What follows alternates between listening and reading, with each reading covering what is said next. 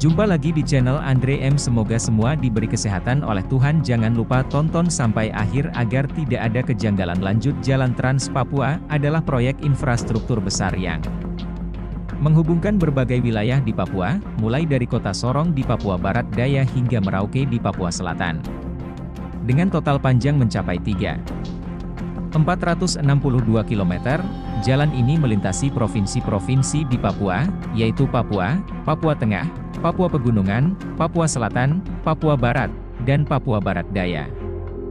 Proyek pembangunan Jalan Trans Papua dimulai sejak 2014 dengan tujuan utama menciptakan keadilan sosial, mengurangi kesenjangan antar wilayah, dan menurunkan harga barang yang tinggi akibat keterbatasan akses.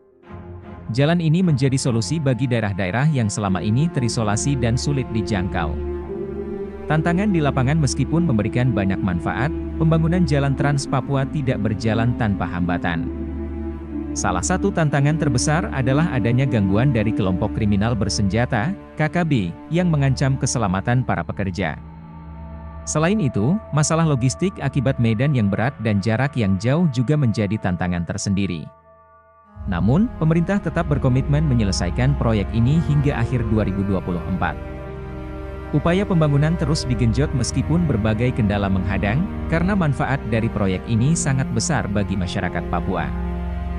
Dampak positif yang dirasakan masyarakat. Keberadaan Jalan Trans Papua telah membawa perubahan signifikan bagi kehidupan masyarakat. Warga di daerah perbatasan kini dapat dengan mudah mengakses pasar dan fasilitas umum lainnya. Mereka merasa lebih aman dan nyaman, serta dapat melakukan aktivitas sehari-hari dengan lancar. Seorang warga dari Kabupaten Bokendigul mengungkapkan bahwa sebelumnya perjalanan antar wilayah bisa memakan waktu berhari-hari. Namun, kini hanya dalam hitungan jam, masyarakat bisa sampai ke tujuan dengan aman.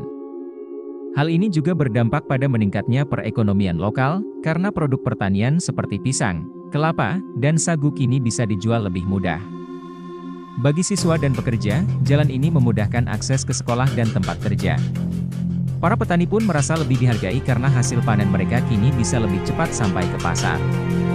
Sementara itu, harga barang-barang kebutuhan pokok semakin terjangkau karena biaya transportasi yang lebih murah. Harapan ke depan. Masyarakat Papua berharap agar pembangunan Jalan Trans Papua dapat terus dilanjutkan dan diselesaikan sesuai target.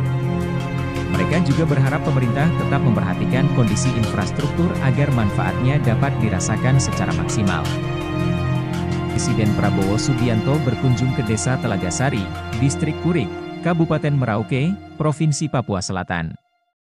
Minggu, 3 November 2024, untuk meninjau langsung proses tanam dan panen padi dalam rangka pengembangan program Swasembada Pangan Nasional. Setelah turun dari helikopter, Presiden Prabowo langsung menyapa dan berbincang dengan para petani yang sedang melakukan proses tanam padi. Presiden Prabowo juga melihat langsung proses tanam padi dari atas menara pandang bersama Menteri Pertanian Andi Amran Sulaiman. Keduanya tampak serius mengamati langkah-langkah teknis yang dilakukan para petani di lapangan. Tidak hanya itu, Presiden Prabowo turut menyaksikan proses panen padi dengan menggunakan Combine Harvester, alat pemanen modern yang mempermudah pekerjaan petani di Merauke. Bahkan, Presiden Prabowo sempat menaiki alat tersebut dan mencoba langsung proses panen padi. Petrus, salah satu petani di Desa Telagasari, mengungkapkan rasa syukurnya atas hasil yang lebih baik berkat program dan bantuan dari pemerintah.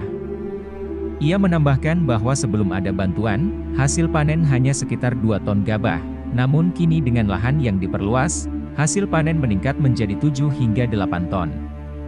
Bersyukur sudah diberikan program ini untuk kami masyarakat petani di Merauke. Terima kasih yang sedalam-dalamnya saya ucapkan karena program ini peningkatan hasil panen kami bertambah, mengucap. Syukur dan terima kasih untuk program yang diadakan di Kabupaten Merauke, ujar Petrus.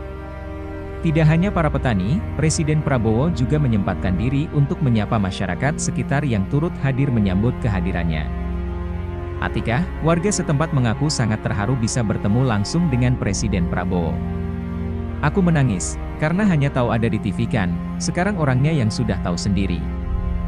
Jadi aku peluk, aku cium, sedih betul, tutur Atikah dengan mata berkaca-kaca. Selain itu, Dias, seorang mahasiswa yang turut hadir, merasa sangat bangga bisa bertemu dengan Presiden Prabowo secara langsung.